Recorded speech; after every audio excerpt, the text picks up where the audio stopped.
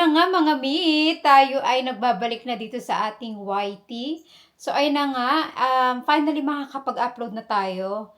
Grabe, ang dami kong, sobrang busy ko ngayon kahit nasa bahay lang tayo. So ayun na nga, dahil na-announce na natin ang ating pregnancy. I'm so thankful guys sa lahat ng mga comments nyo, sa love and support na binigay nyo sa amin.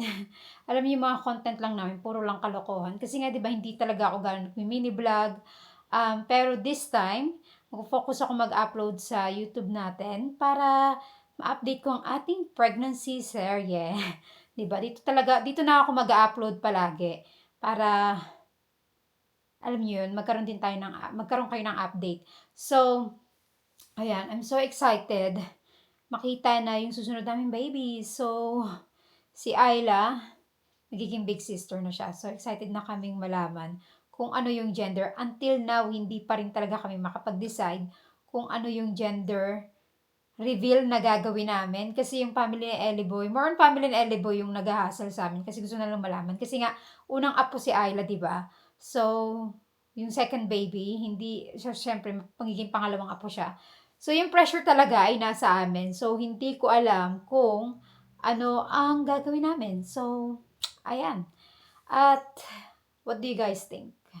Anyway guys, maulan na naman dito nung mga nakaraan. Sobrang init. Ngayon, mahangin na naman siya na malamig. So, mamaya magpapalitan naman akong damit. So, yan. Picture-picture lang ako. Parang naman may post ko. Kasi parang hindi na ako gano'n nagpo-post sa mga latest photos ko. So, mabilisan ko lang siyang isi-set mga 14 minutes. Kasi meron pa akong ibang labahan. At, pwede natin siyang isampay kahit maulan sa labas. Mahangin na naman dito, Diyos ko. Ang ating lamb. At, ilalagay ko na siya. So, olive oil lang yung nilagay ko dyan.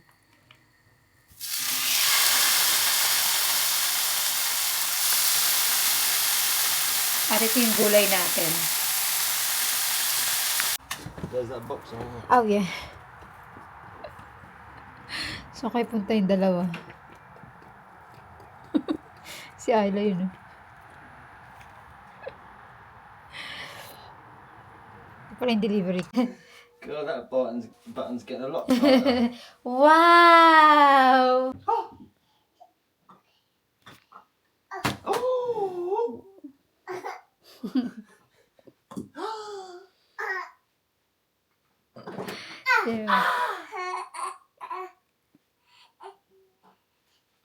Jesus!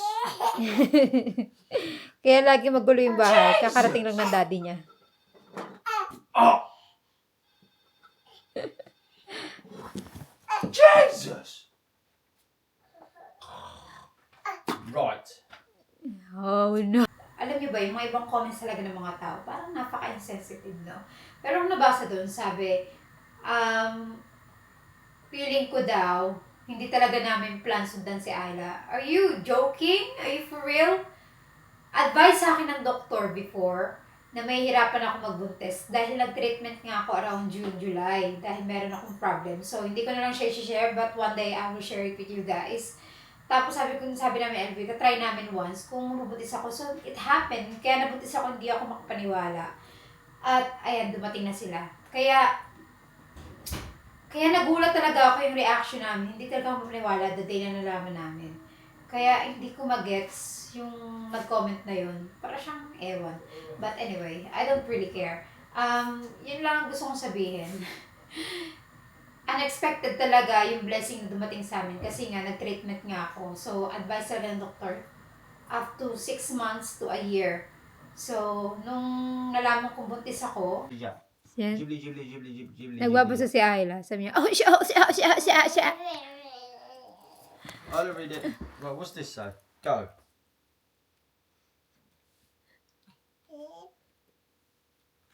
Shobla. Bapa. Nagbabasa siya. Sabi niya, siya.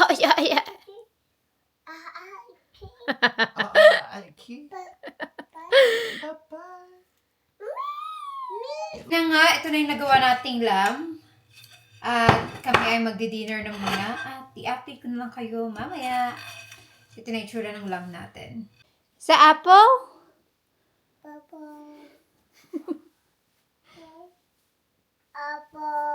Apple. Bananas. What is that? Is that a caterpillar? Babasa na naman siya ng libro niya. Bedtime now, Ayla. No? Just Wow! Ito yung ginawa kong crumble kagabi. Pasensya na sa mga kalat. Ito, meron pa siyang leftover. At hinihingal ako. Yung freezer namin. So, yun, lagyan ko siya ng crumble and then, what's this? Ice cream. ice cream. Say hi, Di, sa my YouTube. Hello, goodbye. Boy ay kumakain ng cream caramel. Sabi ko sa inyo, siya talaga nagkikrave. 5 days in a row na kain siya ng kain ng mga sweets. At ako, bihira-bihira na lang kasi ayokong lumaki. Pero siya talaga ay ang gutom. Hindi ako. Anyway, maglagay na tayo ng cream. Kahit ng konti. Kasi hindi talaga ako gano'n naglalagay ng chemical sa face ko every night. So, siguro sa isang linggo, mga 5 times a week. Kasi kailangan pagpahingahin at the same time. O siya mga mi, hanggang dito na lang muna ang ating vlog. Hanggang dito na lang muna ang ating vlog. At ayan, update ko na lang kayo bukas sa panibago nating vlog. At naubos na yung energy ko. 'Di ba?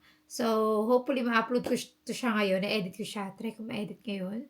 At may upload natin sa ating YouTube. Don't forget mag-subscribe sa aming YT para sa ating mga pag-giveaway soon.